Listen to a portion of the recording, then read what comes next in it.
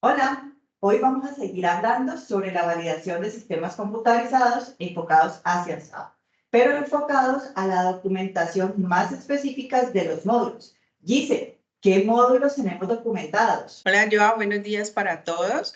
Claro que sí, tenemos gestión y socios de negocios, tenemos el módulo de producción, ventas, compras o proveedores y el módulo de inventarios. Allí es importante, Gise, me queda claro el de producción, el de compras, porque necesitamos encontrar la trazabilidad de los proveedores, el de inventarios, porque necesitamos saber dónde están ubicadas las materias primas, el producto final, el de ventas es porque necesitamos saber a quién se lo vendimos y si necesitamos hacer un recall, una recogida de productos, sabemos en dónde están ubicados nuestros lotes. Pero ¿en qué consiste gestión y socios de negocio? Bueno, debemos tener en cuenta que antes de realizar la validación, hacemos una evaluación de impacto y miramos, según la empresa, cuáles son los módulos que son críticos para la empresa como tal. Entonces, por ello, tenemos algunos módulos que posiblemente no apliquen para todos y en el caso de la empresa para la cual se hizo esta validación, es crítico el módulo de gestión y socios de negocios. ¿Y qué módulos vamos a ver más específicamente hoy? Bueno, hoy vamos a hablar sobre el módulo de producción. Entonces les voy a mostrar unos formatos de toda la documentación que tenemos específicamente para este módulo. Empezaremos con los requerimientos de usuario. Pero antes de explicar los requerimientos, quiero contarles acerca del formato como tal. Entonces, en todos los formatos de QED, ustedes van a encontrar, primero que todo, un encabezado. Recuerden que en ese encabezado van a encontrar el logo de QED, pero como estos formatos están en Word, son modificables para que ustedes los puedan ajustar a los requerimientos internos que ustedes tengan en la empresa. Entonces, encontrarán en ese encabezado el nombre del sistema, la fecha en la que se realiza el ejercicio como tal, en este caso los requerimientos de usuario, y el código del documento. Recuerden que los códigos de los documentos tienen que ser únicos. Entonces, depende de la codificación que ustedes manejen internamente en su compañía. Claro que sí. Por otro lado, encontraremos en todos los documentos el flujo de aprobación. Recuerden que eso es muy importante porque debemos tener claro quiénes son los responsables de la validación. Vamos a encontrar también en todos los formatos lo que es la descripción del sistema. Vamos a encontrar ya como tal de qué trata el documento y finalmente el histórico, donde vamos a encontrar todo el control de cambios que haya sucedido en el documento como tal. Entonces, ahora sí vamos a hablar específicamente de los requerimientos de usuario. Pero entonces, entrando en materia de los requerimientos, aquí van a encontrar primero que todo la descripción del sistema. Como es por módulos, nos vamos a centrar en ese caso en el módulo de producción. Allí vamos a explicar por qué estamos haciendo la validación de este sistema, por qué es importante y de qué trata el módulo de producción. Luego vamos a encontrar como tal cuáles son los requerimientos de usuario que aplican en este caso, módulo de producción. Entonces vamos a encontrar lo que son los requerimientos funcionales, en los cuales vamos a decir la aplicación propia de este módulo. Luego vamos a encontrar lo que son los requerimientos de seguridades. Entonces, es muy importante que para los módulos haya un usuario y una contraseña siempre definida y que haya un perfil de usuarios en el cual, dependiendo del usuario como tal que va a ingresar de su perfil, tenga unos permisos asignados. Luego, en este caso, encontramos una parte de reportes. Entonces, el sistema me debe permitir generar un reporte para este módulo en específico. Vamos a encontrar también alarmas que pueden ser notificaciones o cualquier tipo de señal que me permite identificar si hay algún problema o algo que esté sucediendo en el sistema que necesitemos saber previamente. Vamos a encontrar la parte de CFR 21, en la cual vamos a tener todo lo que tenga que ver con las seguridades, que el sistema tenga un audit trail, que tenga ese audit trail, tenga cómo rastrear.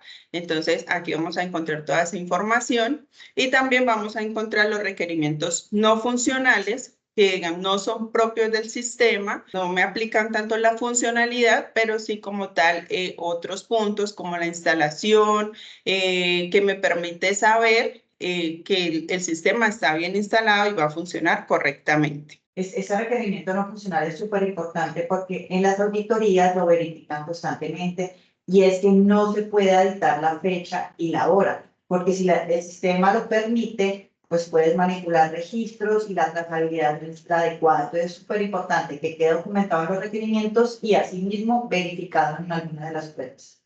Claro que sí. Listo. Ahora vamos a pasar a hablar sobre otro formato que es el de especificación funcional y de diseño. Y ahí es súper importante que en el orden que lo estás visualizando, que nos estamos mostrando, asimismo se tiene que desarrollar y asimismo se tiene que guardar específicamente las fechas. ¿Por qué? Porque no puede quedar una especificación funcional antes de un requerimiento de usuario. Entonces es súper importante para que lo tengan en cuenta y cumplan con los estándares de las validaciones. Claro que sí. Listo. Entonces, hablando ya de las especificaciones funcionales, vamos a entrar como tal en materia en el documento.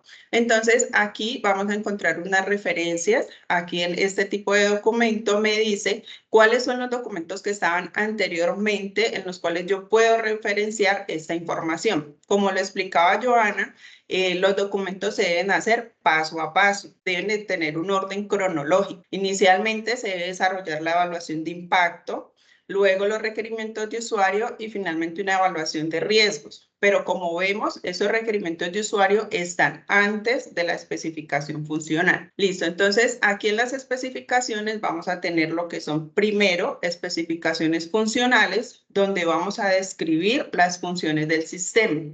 Como las especificaciones están después de los requerimientos, recordemos que los requerimientos es lo que yo quiero que el sistema haga para mí. Las especificaciones es el documento donde el proveedor me dice, sí, efectivamente, si tú quieres este requerimiento, la especificación lo está cumpliendo, por lo tal, el sistema sí se acopla a tu proceso. Entonces, eso es lo que hace aquí la especificación funcional.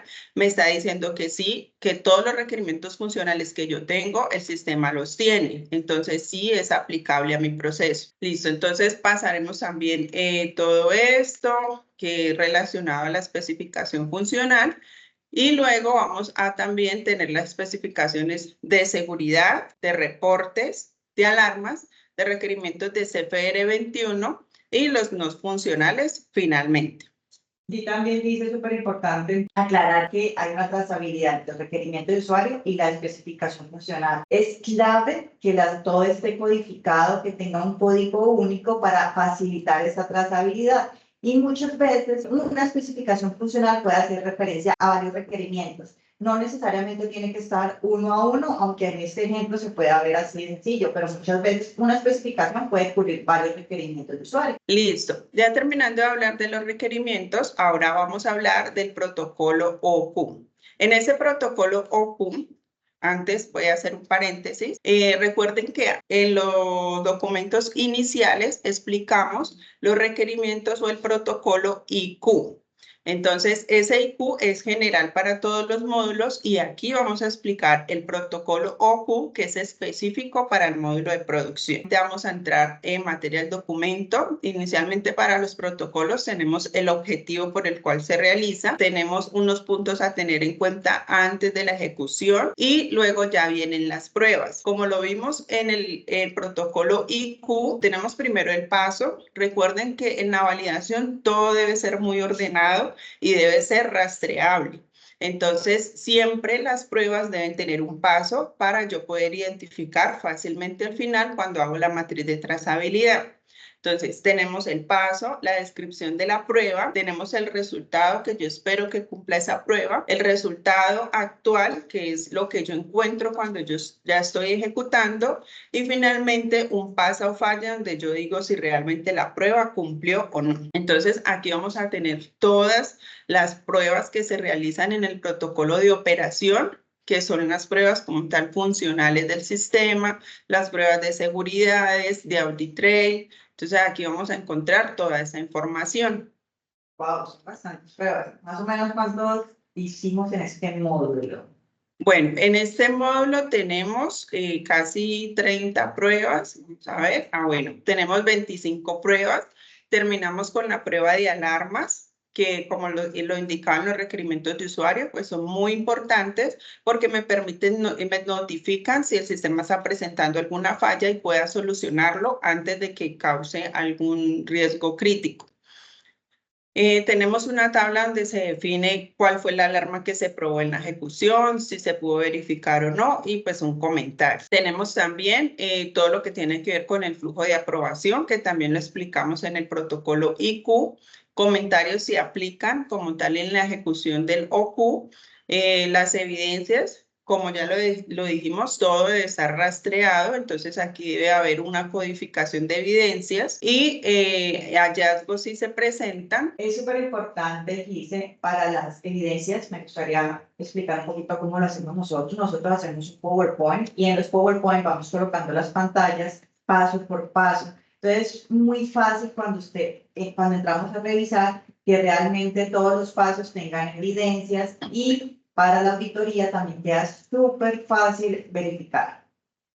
Ok, listo. Entonces pasamos a los hallazgos. En caso de que se presente alguno, igual también se debe documentar este hallazgo. Tenemos finalmente la aprobación, el reporte de aprobación, donde decimos cuál fue la prueba que se ejecutó, en este caso OQ, si cumplió o no, y se deja un comentario final en la documentación y el historial de cambios. Recuerden, si alguno de los pasos de arriba no cumplió con el requerimiento que nosotros documentamos, acuérdense que la descripción de la prueba dice qué debemos de hacer y el resultado es qué nos debe demostrar el sistema.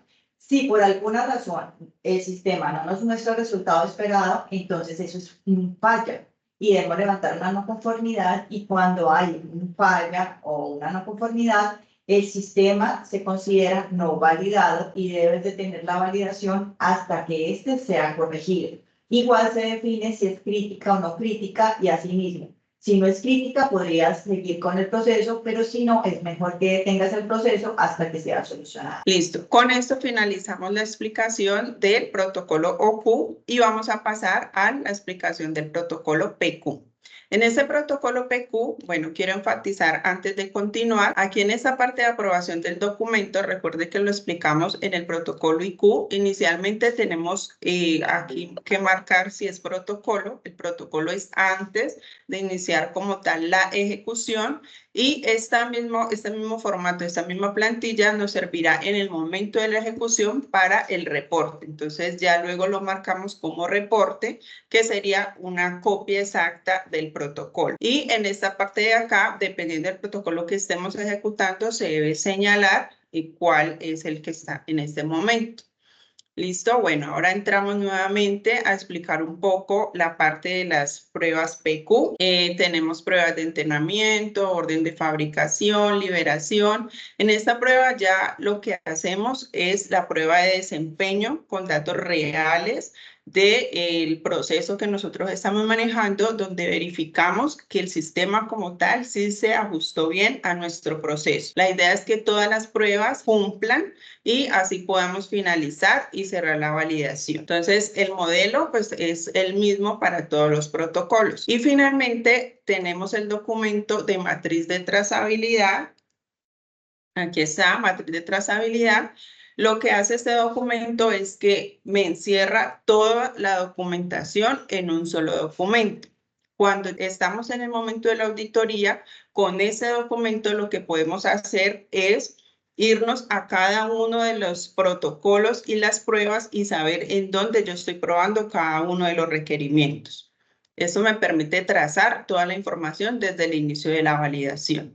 Entonces, aquí también vamos a tener documentos de referencia que, como lo decimos, deben ser ordenados. Primero los requerimientos, luego especificaciones, luego el protocolo de instalación, de operación y el requerimiento de desempeño, que es el final. Listo, aquí tenemos la matriz de trazabilidad. Todo debe estar trazado. Entonces, acá encontramos el número de requerimiento que yo estoy probando. La descripción como tal de ese requerimiento, si es o no, si tiene impacto o no en las buenas prácticas. Tengo también la codificación de la especificación funcional. Aquí me dice si es en especificación funcional o de diseño, entonces dependiendo de cuál sea, coloco el código y en el otro colocaría no aplica o si están pues los dos, dependiendo.